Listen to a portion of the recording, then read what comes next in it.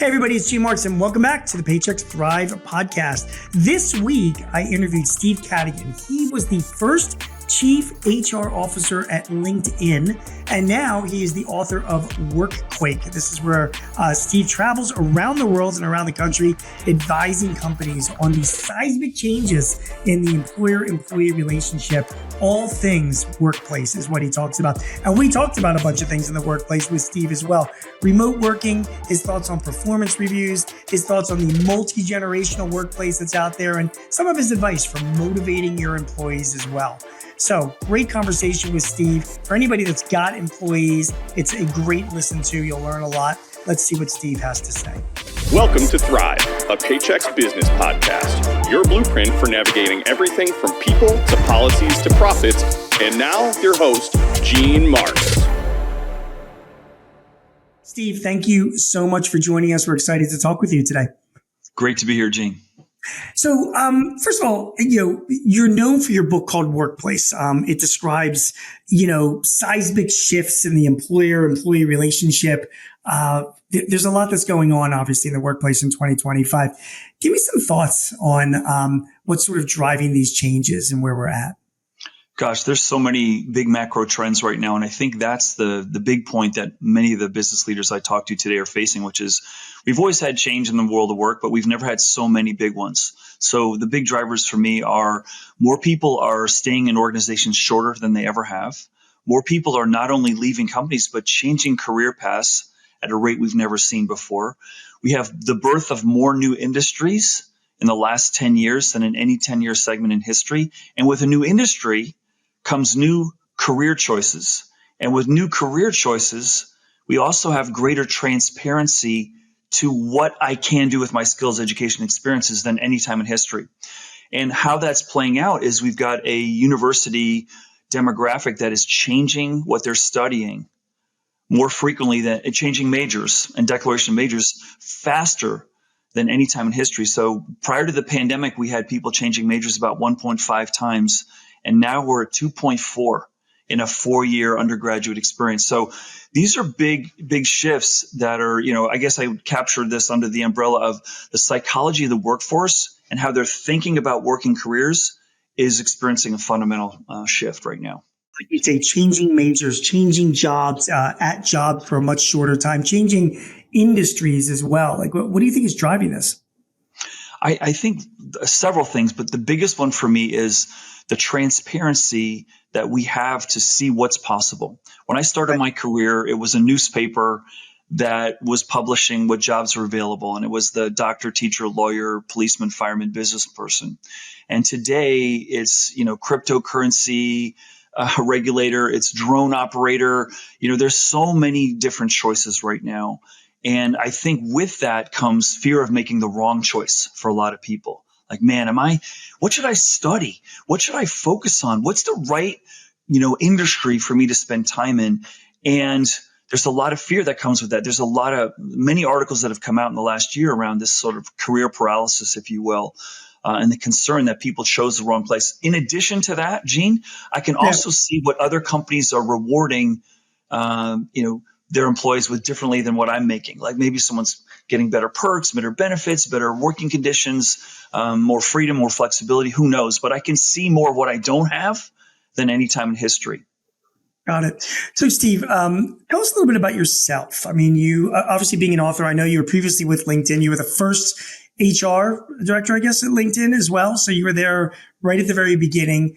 But most importantly, tell me what you do now for your clients. Right now, I guess the best way to capture it is I help untangle the challenging future of work for businesses, for leaders, for organizations, particularly younger entrepreneurs who are experiencing some success and they want to make sure that they're building the right culture, they're building the right strategy, and they've got the right talent plan to be successful. Makes sense. And so you do engagements with clients, I guess, big and small, or is it mostly in the corporate world? All shapes and sizes. I mean, probably the biggest source of my revenue today is speaking at conferences and teaching at universities around the world. And probably the domain where I'm spending the most time right now is the city of Lisbon, Portugal, which is trying to become the leading hub for entrepreneurs in Europe. And so I'm probably over there 6, 7 times a year dealing with young entrepreneurs from all over the world who are wanting to figure out, how do we build the culture the right way so that we can realize the similar success that LinkedIn had really quickly. Got it. All right. Fair enough. I believe it's one of the very first times, if not very few times in history, where we've got like 4 generations working at companies now, right? I mean, we have boomers, Gen Xers like myself, millennials, obviously Gen Zers. Then we've got another generation soon coming up behind that. It's pretty unique, I think, time in at least business history where we've got these different groups. Talk to me about building a culture when you've got these types of people that come from different backgrounds and different generations. How do you bring them together? Yeah, it's really insightful, Gene. And you know what? I think the classification of a generation is going to be captured in shorter and shorter periods. So we're going to have maybe people born within, 15 years was a generation before. Now it's going to be 5 years because the world is changing so quickly, and the experience and the growth that we're all experiencing is going to shape it differently. So the best advice that I can offer people right now around this is I think we over-focus on difference and under-focus on commonalities. And that's the biggest challenge that I see with leaders today is like they're trying to spend so much time of trying to see how people are different. And I think what we should be focused on is how we're similar and we're alike. And so when, I deal with business leaders today and they say, the biggest problem is people are not staying as long as they used to. And I said, well, why is that? And they say, well, that young generation. And I say, you mean your children that you raised with your values, like that generation is the problematic one? I said, when have we ever had a generation that we all looked down on and said, wow, they work way harder than we do and they've got a better work ethic and they're more loyal? They're always going to be different. And so what we got to do is say, how do we find common ways to motivate and get people excited about a future when I have to admit that the marketing campaign for the future work is one of the worst marketing campaigns in history. First, we were told the robots are going to take our job. Now we're getting convinced that artificial intelligence is going to take our job, and it's fundamentally demoralizing and unsatisfying. And so we got to find a better way to get people excited, I think. And that, when I look at the generational things, I'm excited there's so many different generations in the workforce because that's what I want as a leader. I want a big challenge to take on, right? Yeah, I mean, talk about diversity. I mean, that is certainly a big part of that diversity. So, you mentioned you got to find some ways to motivate your people and find, common eras or areas, regardless of the generation. Give me an example. What do you tell some of your clients? Like, what are some of the ways that you've seen companies, motivate their employees regardless of the generation they're from? What I'm starting to see right now, which is getting me really excited, is more organizations are recognizing that if we can understand the anatomy of skills better, we can help people architect a future for themselves that maybe they never even considered. I'm seeing this at Prudential, for example. They're using artificial intelligence to say, given your skills, experiences, and backgrounds, you're in HR, but you could really go into public relations. You could go into marketing. You could go into sales. You can go into customer service. Did you know that? And we will support you. So that's what we're starting to see is people committing to make people more employable, not just committing to keep you here. You see what I'm saying? So we're seeing, like, for example, Chick-fil-A is doing something really interesting. They're saying, on their company career website, they're showing people that used to work at Chick-fil-A and they're saying a testimony of, thank you, Chick-fil-A, for helping me realize my dream job of becoming an emergency room nurse or a 5th grade school teacher. And organizations in fast food, for example, saying, we know we're not your destination. We're part of your journey. And so that kind of transition of being more thoughtful about caring for talent for their whole career, not just the segment where someone's working for you, is a really interesting trend. Yeah, that reminds me a lot of, I spent 9 years at KPMG, out of college. And, those firms, those big 4 firms, they pride themselves on their alumni, people that, they know that a very small percentage of people that join their firm are actually going to stick it out and make partner. But then their alumni leave and they spread the good word and the good cheer and sometimes become future clients or at least referrals for clients as well. Right. So you're right. I mean, if you take the point of view that your business may just be a stepping stone, but you're interested in the overall, long-term career of your employees, wherever they end up, I guess, that does have a big impact on how an employee feels about the company they're working at, right?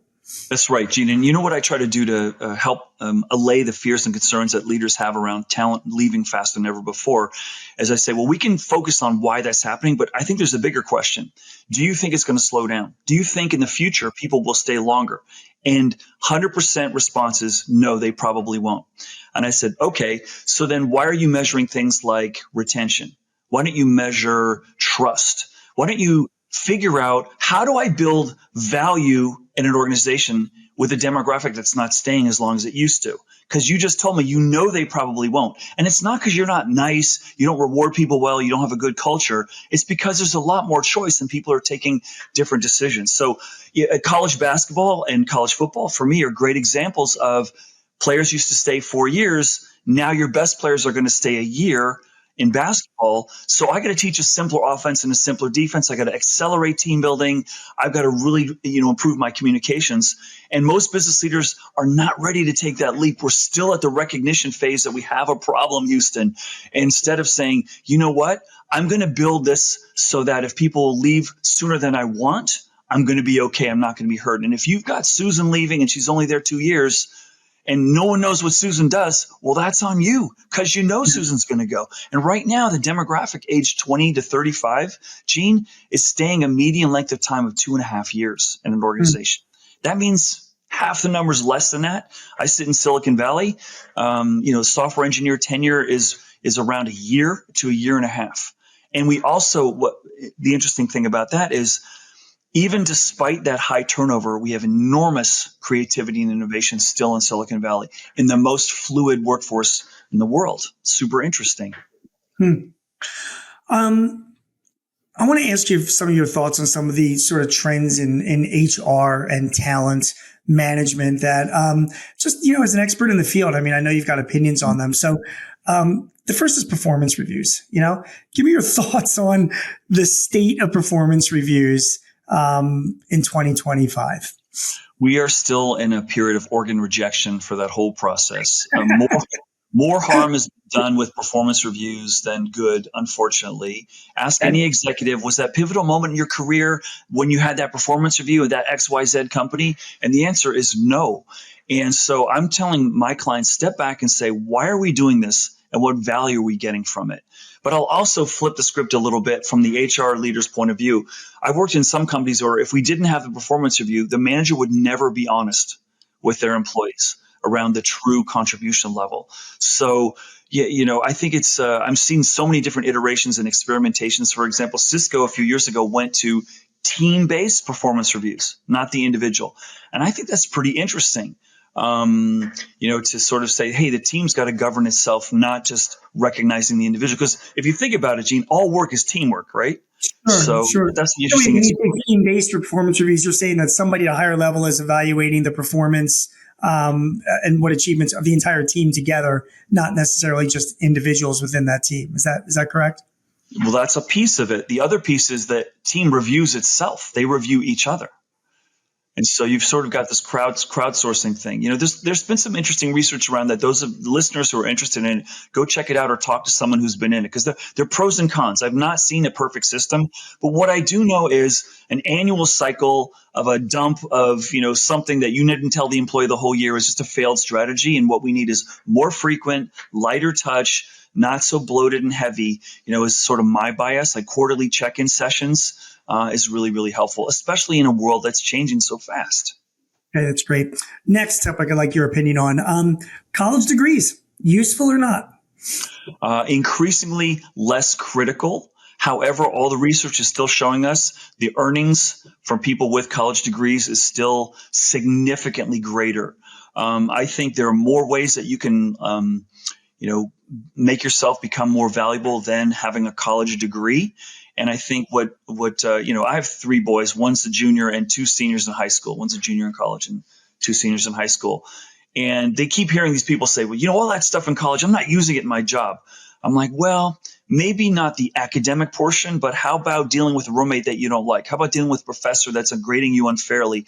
Those are life experiences that you need to face. How about playing on those sports teams? It's giving you the fabric of what's going to make you operate well, in a team and so forth. So, but what the challenge that I see with the world right now is where everyone's finger pointing at the institutional educations, saying you aren't keeping up. And when I speak at and deal with universities all over the world, and I say, what's your biggest challenge? And they say a lot of the businesses don't know what we should be teaching the future Right. generation of workers. So they're equally a deer in the headlights right now. It's funny. I mean, I have 3 kids myself, and one of my sons is a mechanical engineer, and he, none of the stuff that he learned during his undergraduate degree is specifically applied to his job academically. But the companies that hired him, at least he's proved that over 4 years he can put up with that kind of stuff. You know what I mean? Like he can be in that environment and problem solve mechanical engineering related types of problems. So if you're an employer hiring a kid out of college, you're like, all right, it's not like I'm hiring a kid that's never heard of mechanical engineering before. He's got some basis, some experience in working with these kinds of things. And now we'll take that knowledge, we'll teach them what we do.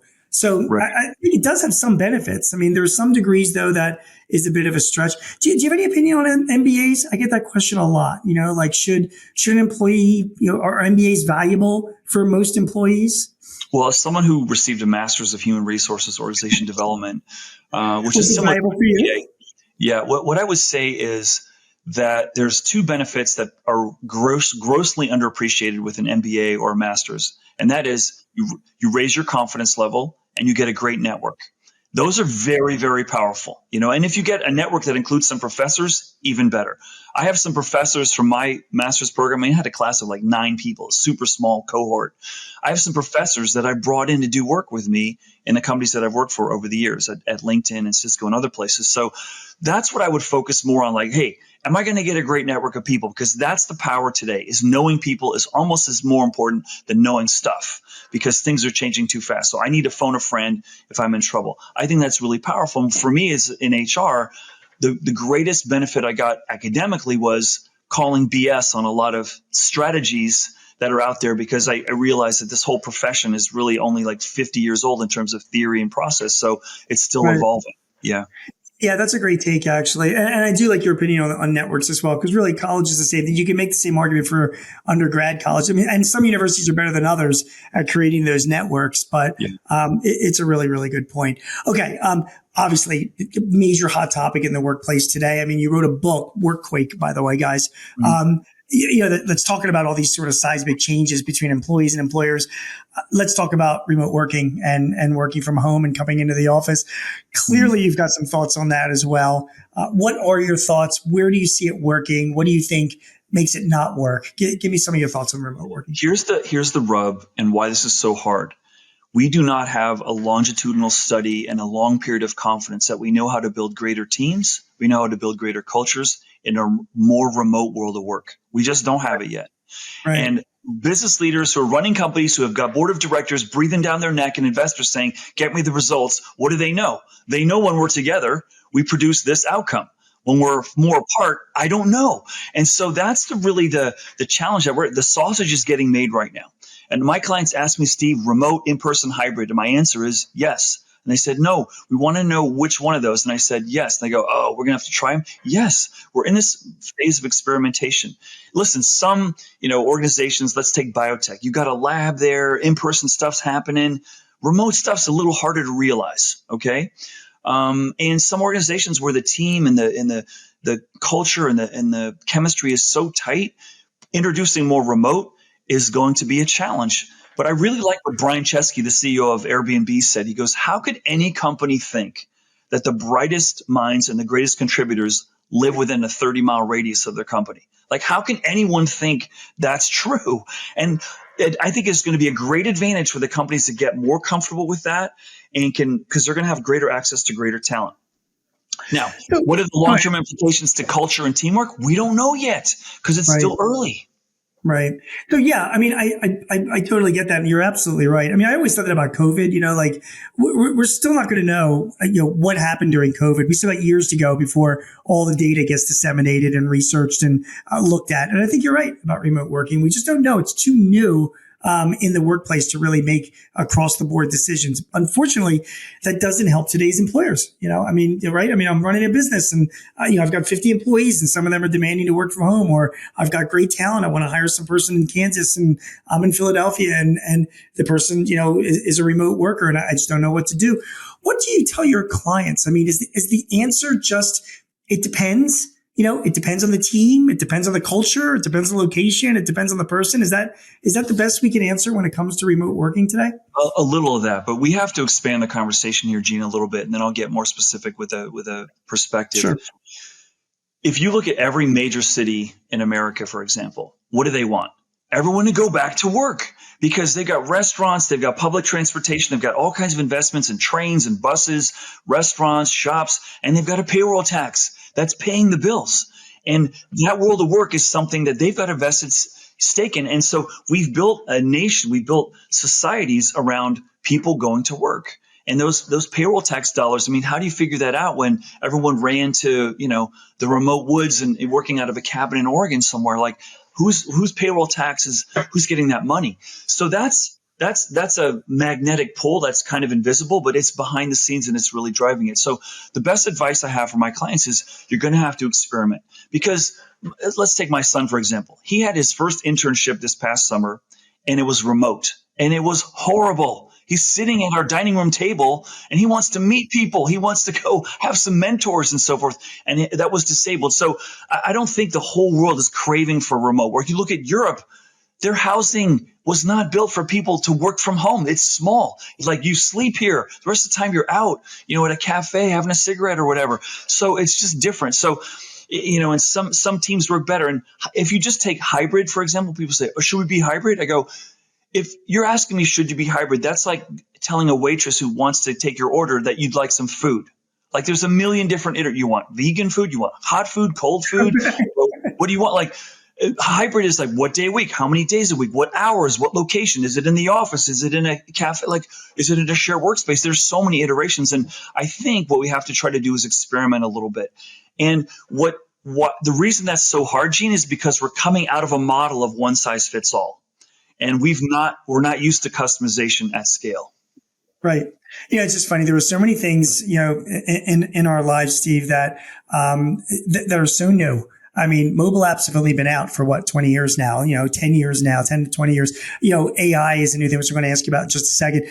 Working from home, all these different things are just new to business. And, I think maybe it's people in the media. I mean, like they expect quick answers, like immediate answers to problems that really need to be thought out over time before we really can figure out what is best for the worker and for the company. And I guess maybe the takeaway is just like, we all got to be a little bit more patient about this stuff and not, be all up in arms, Yeah. Let me rephrase what you're saying, Gene, this way. Please. And I say, whenever we face something new in the world of work or anything for that matter, what are we told? Go benchmark, go talk to people who've been through this before. Who can we benchmark with today? Like who's been through a pandemic, who's been going through like global recession, all kinds of crazy. We have never been here before. So my advice to people is you're not going to get the benchmark. That just like every company is saying, Steve, tell us what companies like us are doing with AI right now. I go, they're in the sandbox playing around with a bunch of experiments and a bunch of toys. You are too. So be the benchmark because there is no benchmark right now. All right. Well, final question. You mentioned AI, so I feel like I need to ask you about this. I mean, again, when it comes to the workplace, how are you seeing AI impacting the workplace now in 2025? So, and then where do you see it impacting going forward? Will it be as disruptive as everyone says? What I'm seeing right now is that most organizations are deploying AI like they have other systems and tools that they've been using in history, which is how do I use this to make people more productive and do more stuff, right? And that's not what AI is really capable of. So sadly, I'm seeing more people use AI first to cut headcount and to lower expenses. And that's the missed opportunity, I think, that we're not taking advantage of, which is how can I use AI to open new markets, to allow my employees to make a bigger impact, to do newer, cooler things, to experience more joy, satisfaction, and success at work. And so it's so new. I mean, it's not, I'm seeing lots of posts and lots of research out there right now. And by the way, every day it's new with AI. It's not software that you're rolling out to do something faster. It's like a light bulb. It's like electricity. Someone was saying, like, it's making you see things that you couldn't see before. And so I love what Walmart did with their salaried employees. 50,000 salaried employees last year. They said, here's a generative AI tool on your phone. We don't know what it can do. We don't know how you should use it. Try it out as an experiment. and see if you've got some insights on how you could lead your team better, maybe communicate with customers better, maybe see some retail insights that we couldn't see before. And then let's share those. And what did they find? Disproportionate, innovation. And so then they rolled it out to another 50,000 people. And that is from a very conservative retail organization saying, we don't know how to do this, but why don't you tell us? And that's not how we've done it before. It's like, here's the system, here's how you use it, here's the manual, here's the 5,000 Oracle consultants that are going to show you how to do it. And people are like told how to use it. And now we've got this new, resource, which is unbelievably powerful. So I think, again, just like in the world of work, we've got to experiment a little bit more with AI to understand how to optimize for it. Steve, great responses, fascinating conversation. I made it through a third of the questions that I wanted to ask you in this short period of time. And obviously the area that you cover is so important to so many of us that run businesses that need to have you back in the future, because there's other areas I want to cover. But I thank you very much for your time. Thank you, Steve. Thanks for having me. Do you have a topic or a guest that you would like to hear on Thrive? Please let us know. Visit payx.me/Thrive topics and send us your ideas or matters of interest. Also, if your business is looking to simplify your HR, payroll, benefits, or insurance services, see how Paychex can help. Visit the resource hub at paychex.com/works. That's WORX. Paychex can help manage those complexities while you focus on all the ways you want your business to thrive. I'm your host, Gene Marks, and thanks for joining us. Till next time, take care. This podcast is property of Paychex Incorporated 2025, all rights reserved.